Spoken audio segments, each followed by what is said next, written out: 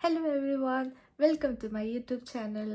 നിങ്ങൾ തമ്മിൽ കണ്ടതുപോലെ ഇന്നത്തെ വീഡിയോ എന്താ എന്ന് വെച്ചാൽ, ഞാൻ കല്യാണം കഴിഞ്ഞിട്ട് ഹസ്ബൻഡിൻ്റെ അടുത്തേക്ക് പോകാൻ ട്രാവൽ ചെയ്യുകയാണ്. നാട്ടിൽ നിന്ന് കല്യാണം കഴിഞ്ഞിട്ട് ചേട്ടന് കല്യാണമൊക്കെ കഴിഞ്ഞിട്ട് ഓൾമോസ്റ്റ് ഒരു 1 മന്ത് നാട്ടിൽ എൻ്റെ കൂടെ ഉണ്ടായിരുന്നു. പിന്നെ വർക്കിൻ്റെയൊക്കെ ആവശ്യമുള്ളതുകൊണ്ട് തിരിച്ചിങ്ങോട്ട് വന്നു. സോ ഞാൻ എൻ്റെ ഫസ്റ്റ് ഇൻ്റർനാഷണൽ ട്രിപ്പായിരുന്നു. ഒറ്റയ്ക്ക് ഇങ്ങോട്ടേക്ക് ലണ്ടനിലേക്ക് വരാൻ വേണ്ടിയിട്ട്. അപ്പോൾ ഞാൻ മെൻഷൻ ചെയ്തിരുന്ന പോലെ തന്നെ എൻ്റെ ഫസ്റ്റ് അറ്റംപ്റ്റ് പാളിപ്പോയായിരുന്നു. ഞങ്ങൾ ഫാമിലി എല്ലാവരും ഉണ്ടായിരുന്നു. എയർപോർട്ടിൽ വന്ന് കഴിഞ്ഞ് ഉള്ളിൽ കയറി കഴിഞ്ഞിട്ടാണ് എനിക്ക് കുറച്ച് ഇഷ്യൂസ് കാരണം ഇഷ്യൂസ് അല്ല എന്താണെന്ന് ഞാൻ വ്ളോഗിൻ്റെ കൂടെ വീഡിയോസിൻ്റെ കൂടെ ഞാൻ പറഞ്ഞു പോവാം. അപ്പോൾ അതിൻ്റെ കൂടെ എനിക്ക് അങ്ങ് വരാൻ പറ്റിയില്ല ഫസ്റ്റ്.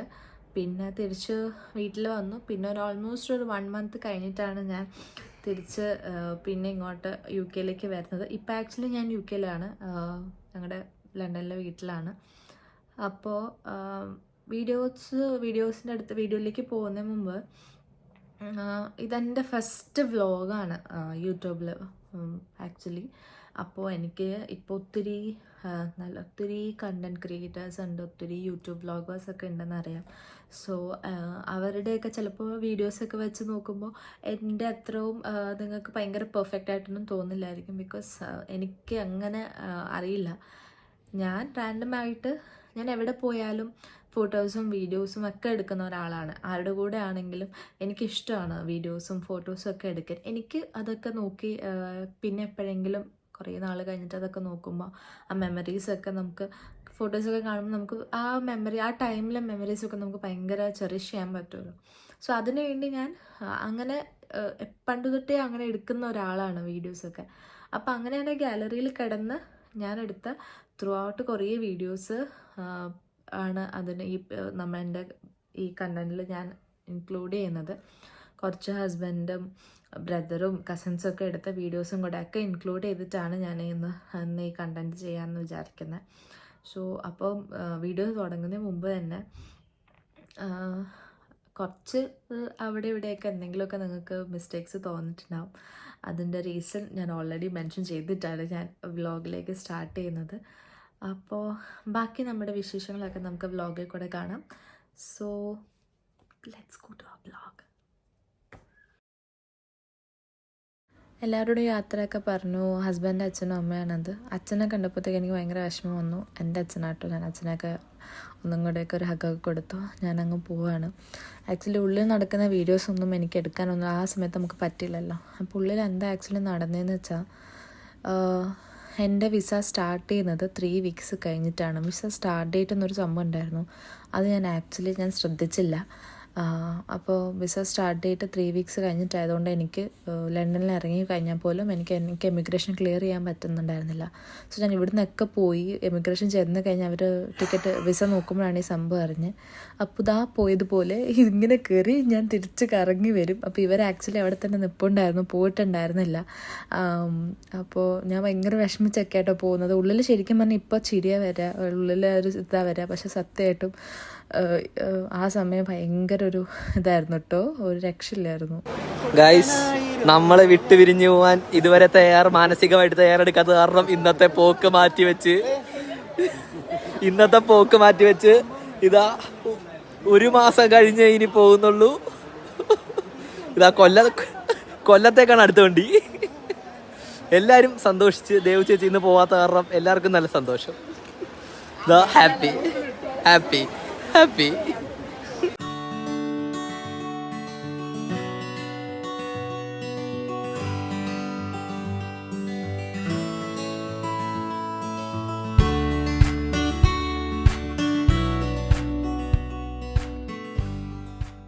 സെക്കൻഡ് അറ്റംപ്റ്റ് അങ്ങനെ സക്സസ്ഫുള്ളായി. ഞാൻ സെയിം എയർലൈനിലാണ് from Kochi to Dubai to London പോകുന്നത്.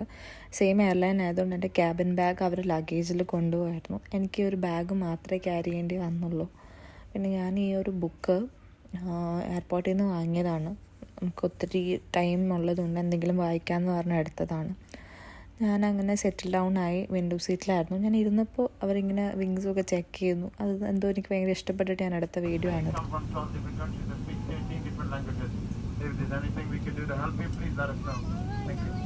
ഫ്ലൈറ്റ് ആക്ച്വലി സ്റ്റാർട്ട് ചെയ്തു. എനിക്ക് ടേക്ക് ഓഫ് നല്ല പേടിയുള്ളതുകൊണ്ട് ഞാൻ അതിൻ്റെ വീഡിയോ ഒന്നും എടുക്കാൻ നിന്നില്ല.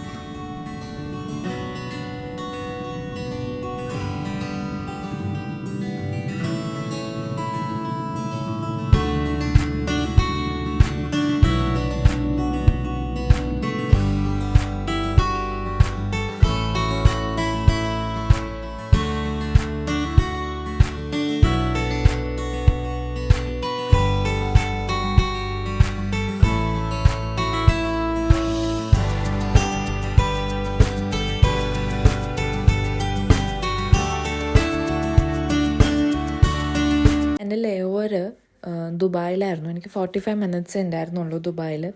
എൻ്റെ ബ്രദർ ഓൾറെഡി പറഞ്ഞ് പേടിപ്പിച്ചിട്ടുണ്ടായിരുന്നു, വലിയ എയർപോർട്ടാണ്, കറക്റ്റ് സമയത്ത് എത്തണം, 45 മിനിറ്റ്സ് ഒന്നും സഫീഷ്യൻ്റ് അല്ല എന്നൊക്കെ പറഞ്ഞ് പേടിപ്പിച്ചുകൊണ്ട് എനിക്ക് നല്ല ടെൻഷൻ ഉണ്ടായിരുന്നു. പിന്നെ ഓൾറെഡി ടെർമിനൽ നമുക്ക് ഫ്ലൈറ്റിൽ കാണാമെങ്കിലും ഞാൻ നല്ല ടെൻഷൻ അടിച്ചു. ഫ്ലൈറ്റിൽ നിന്ന് ഇറങ്ങാൻ കുറച്ച് സമയം എടുത്തായിരുന്നു. പിന്നെ ഇറങ്ങി ടൈമൊക്കെ എടുത്ത് ഞാൻ എയർപോർട്ടിൽ ചെന്ന് കഴിഞ്ഞപ്പോഴത്തേക്ക് എനിക്ക് ഒന്നും മനസ്സിലാവുന്നുണ്ടായിരുന്നില്ല. പിന്നെ നമുക്ക് അവിടെ ഇങ്ങനെ ബോർഡിൽ നെക്സ്റ്റ് ഫ്ലൈറ്റ് ഡീറ്റെയിൽസ് എഴുതി വരും. നെക്സ്റ്റ് ഫ്ലൈറ്റ് ഡീറ്റെയിൽസിൽ നോക്കിക്കൊണ്ടിരുന്നിട്ട് ഒന്നും മനസ്സിലാവുന്ന ഇങ്ങനെ നിൽക്കുന്ന സമയത്ത് ഒരു ചേട്ടൻ വന്നിട്ട്, സ്റ്റാഫ് വന്നിട്ട് ചോദിച്ചു ഏത് ടെർമിനലാണെന്ന്. എനിക്ക് ആ ഇതിൽ ഞാൻ എന്നാണ് പറഞ്ഞത്. ഈ സൗണ്ട് ഇട്ടപ്പോൾ ആൾ വെച്ചു മലയാളിയാണോ എന്ന് ചോദിച്ചപ്പോൾ ഞാൻ പറഞ്ഞു അതേന്ന് പറഞ്ഞു. ആൾ എന്നെ ഡയറക്റ്റ് ചെയ്തു ഫ്ലൈറ്റിൻ്റെ അങ്ങോട്ടേക്ക്.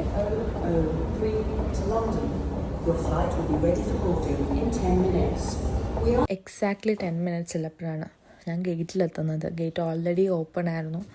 ബോർഡിംഗ് പാസ് എനിക്ക് ഓൾറെഡി കൊച്ചിയിൽ നിന്ന് തന്നെ കിട്ടിയിട്ടുണ്ടായിരുന്നു. അതുകൊണ്ട് അവിടെ കാണിച്ചിട്ട് ഞാൻ ഉള്ളിലേക്ക് കയറുമായിരുന്നു. പിന്നെ ഫ്ലൈറ്റ് എമിറേറ്റ്സിൻ്റെ A380 ഡബിൾ ഡെക്കർ ആയിരുന്നു.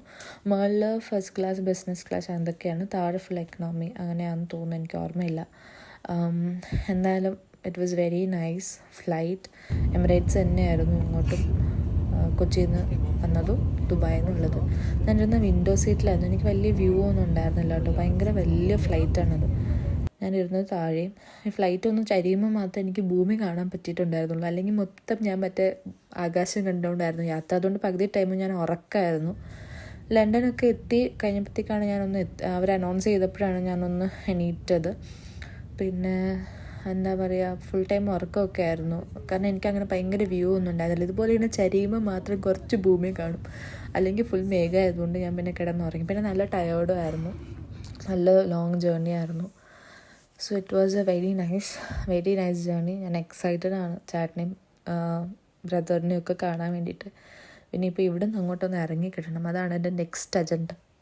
A380 ട്രാവൽ പോകുന്ന എപ്പോഴെങ്കിലും A380 ട്രാവൽ ചെയ്യുമ്പം ഈ വിങ് ഏരിയയിൽ ഒരിക്കലും സീറ്റ് എടുക്കരുത് കേട്ടോ. ഇത് ഫ്രണ്ടിൽ അല്ലെങ്കിൽ ബാക്കിൽ എടുക്കുക, എന്നാലേ നിങ്ങൾക്ക് വ്യൂ ഒക്കെ എൻജോയ് ചെയ്യാൻ പറ്റുള്ളൂ.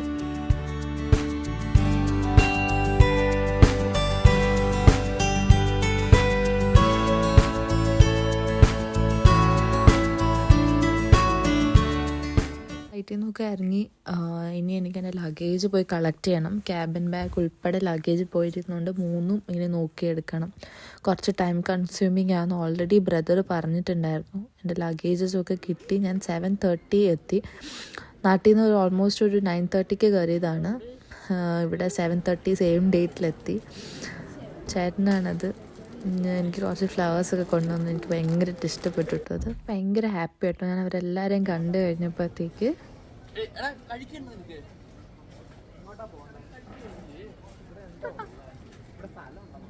രണ്ടുപേരും ഫുഡൊന്നും കഴിച്ചിട്ടുണ്ടായിരുന്നില്ല. എനിക്കും നല്ല വിശപ്പുണ്ടായിരുന്നു. സോ ഞങ്ങൾ ഫുഡൊക്കെ കഴിക്കാൻ പോവാണ്. ഞാൻ ഇവരെ കണ്ട സന്തോഷത്തിൽ ഞാൻ ഇങ്ങനെ ചുമ്മാ എന്തൊക്കെ എടുത്തിരിക്കുകയാണ്. So that was my journey. So അതാണ് എൻ്റെ വീഡിയോ ആക്ച്വലി.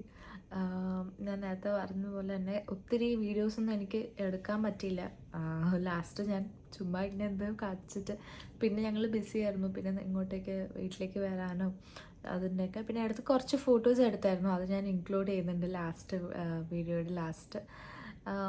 സത്യം പറഞ്ഞാൽ എൻ്റെ മിസ്റ്റേക്ക് തന്നെയായിരുന്നു ഡേറ്റ് നോക്കാഞ്ഞത്. നമുക്ക് ഇങ്ങനെ പേപ്പേഴ്സ് തരുമല്ലോ. അപ്പോൾ നമ്മൾ അതിനകത്ത് ഇങ്ങനെ നമുക്ക് വിസ സ്റ്റാമ്പ് ചെയ്തിട്ട് 90 ഡേയ്സിനുള്ളിൽ എന്ന് പറഞ്ഞപ്പോൾ ഞാൻ വിചാരിച്ചു നമുക്ക് വിസ നമുക്ക് അടിച്ചു വന്ന അന്ന് തൊട്ട് നമുക്ക് കയറി പോകാമെന്നാണ്. പക്ഷെ അങ്ങനെ ഒരു വിസ ഡേറ്റ്, സ്റ്റാർട്ട് ഡേറ്റ് അങ്ങനെ ഉണ്ടെന്ന് ആക്ച്വലി ശ്രദ്ധിച്ചില്ല. പിന്നെ അപ്പോൾ അതുകൊണ്ട് ആണ് ആ ഒരു നമ്മുടെ കയ്യിൽ നിന്ന് അങ്ങനെ ഒരു മിസ്റ്റേക്ക് വന്നത്. ബട്ട് അപ്പോൾ ഒബ്വിയസ്ലി ആ സമയത്ത് ഭയങ്കര വിഷമമായിരുന്നു. തിരിച്ചു വരാൻ നേരത്ത് ആ വീഡിയോയിൽ എല്ലാവരും അങ്ങനെ ചിരിച്ചും കളിച്ചൊക്കെ ഇരുന്നെങ്കിലും എല്ലാവർക്കും വിഷമമായിരുന്നു. പിന്നെ തിരിച്ച് വീട്ടിലേക്ക് എത്തി എല്ലാവരെയും ഒന്നുകൂടെ കണ്ടപ്പോൾ എനിക്ക് ഭയങ്കര സന്തോഷം വന്നു. കാരണം ഏർലി മോർണിംഗ് ആണ് ഞാൻ വീട്ടിൽ നിന്ന് ഇറങ്ങിയത്. എയർപോർട്ടിൽ രാവിലെ എത്തേണ്ടതുണ്ട്. അപ്പോൾ സത്യം പറഞ്ഞാൽ എൻ്റെ വീട്ടിൽ നിന്ന് ഇറങ്ങിയപ്പോൾ ഞാനൊരു 4:30 ആ സമയത്തെങ്ങാണ്ടാണ് ഞങ്ങൾ വീട്ടിൽ നിന്ന് ഇറങ്ങുന്നത് എല്ലാവരും. അപ്പോൾ കുറച്ച് പേരൊക്കെ കുഞ്ഞൊക്കെ ഉണ്ടായിരുന്നു അവിടെ. അപ്പോൾ അവരൊക്കെ ചേച്ചിയുടെ ഹസ്ബൻ്റെ ചേട്ടൻ്റെ കുഞ്ഞൊക്കെ ഉണ്ടായിരുന്നു. അപ്പോൾ അവരൊക്കെ ഉറക്കായിരുന്നു. അപ്പോൾ അവരൊന്നും ലാസ്റ്റ് കാണാൻ പറ്റാത്തതിൻ്റെയൊക്കെ ഒരു വിഷമം ഉണ്ടായിരുന്നു. വെരി നെക്സ്റ്റ് ഡേ ഞാൻ ആക്ച്വലി പോകേണ്ടതെന്ന് വെരി നെക്സ്റ്റ് ഡേ അവൻ്റെ നൂലുകെട്ടും അങ്ങനത്തെ പരിപാടി ചടങ്ങുകളൊക്കെ ഉണ്ട്. അപ്പോൾ അതൊക്കെ ഞാൻ മിസ്സായല്ലോ, അങ്ങനത്തെ ഒക്കെ വിഷമം ഉണ്ടായിരുന്നു.